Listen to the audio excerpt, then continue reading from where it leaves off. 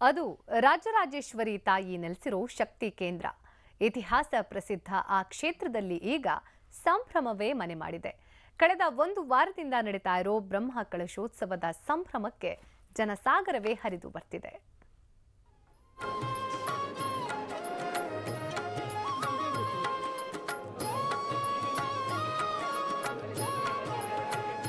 ದೇಗುಲಕ್ಕೆ ಸರ್ವಾಲಂಕಾರ, ಅದ್ಧೂರಿ ಬ್ರಹ್ಮ ಕಲಶೋತ್ಸವದ ಸಡಗರ, ದೇವಿಗೆ ಪೂಜೆ ಪುನಸ್ಕಾರ, ರಾಜೇಶ್ವರಿ ದರ್ಶನ ಪಡೆದು ಭಕ್ತರು ಪುಳಕ.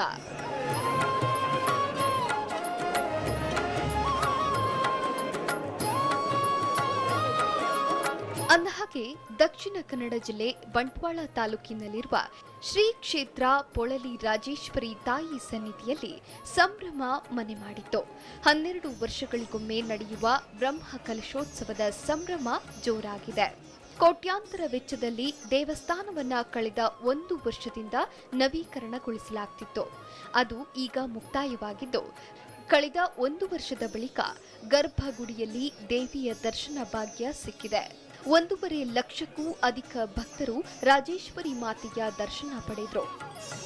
ಮಹಾಗಣಪತಿ ಸುಬ್ರಹ್ಮಣ್ಯ ದೇವರ ಮತ್ತೆ ಪರಿವಾರ ದೇವತೆಗಳ ಪ್ರತಿಷ್ಠೆ ದೇವರ ಗರ್ಭಗುಡಿಯಲ್ಲಿ ನಡೆದಿದೆ. 13ನೇ ದಿವಸ ಬ್ರಹ್ಮ ಕಲಶೋತ್ಸವ ಅಂತ ನಡೀತದೆ.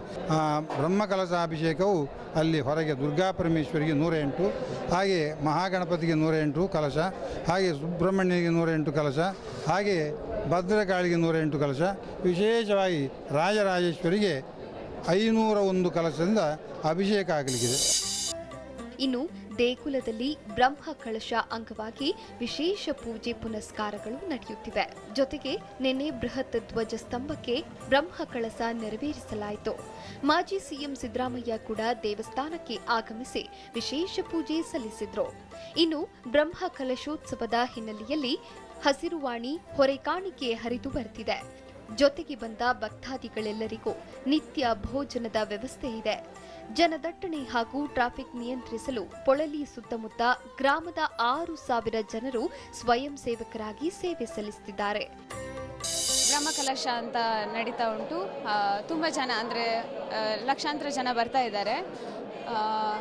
ಇವತ್ತು ಪ್ರತಿಷ್ಠೆ ದಿನ. ತುಂಬ ರಶ್ ಇದೆ. ಮತ್ತು ಹೊರಕಾಣಿಕೆ ಬರ್ತಾ ಇದೆ, ಕಟೀಲಿಂದ ಮತ್ತು ಬೇರೆ ಬೇರೆ ದೇವಸ್ಥಾನಗಳಿಂದ ಬರ್ತಾ ಇದೆ. ಅಂದರೆ ನಮ್ಮ ಜಾತ್ರೆ 28 ದಿನ ನಡೀತಾ ಇದೆ. ಅದು ಈಗ 13 ನಂತರ 14ರಿಂದ ಜಾತ್ರೆ ನಡೀತಾ ಇದೆ. ಇನ್ನು 3 ದಿನ ಬ್ರಹ್ಮ ಕಳಶ ನಡೆಯಲಿದೆ. 13ನೇ ತಾರೀಕಿನಂದು 10 ಲಕ್ಷ ಭಕ್ತರು ಆಗಮಿಸುವ ನಿರೀಕ್ಷೆ ಇದೆ. ರಾಜೇಶ್ವರಿ ತಾಯಿ ಸದಾ ಭಕ್ತರಿಗೆ ವರ ನೀಡಿ ಪೊರೆಯುತ್ತಾಳೆ ಅನ್ನೋದು ಭಕ್ತರ ನಂಬಿಕೆ. ಪೃಥ್ವಿರಾಜ್, TV9 ಮಂಗಳೂರು.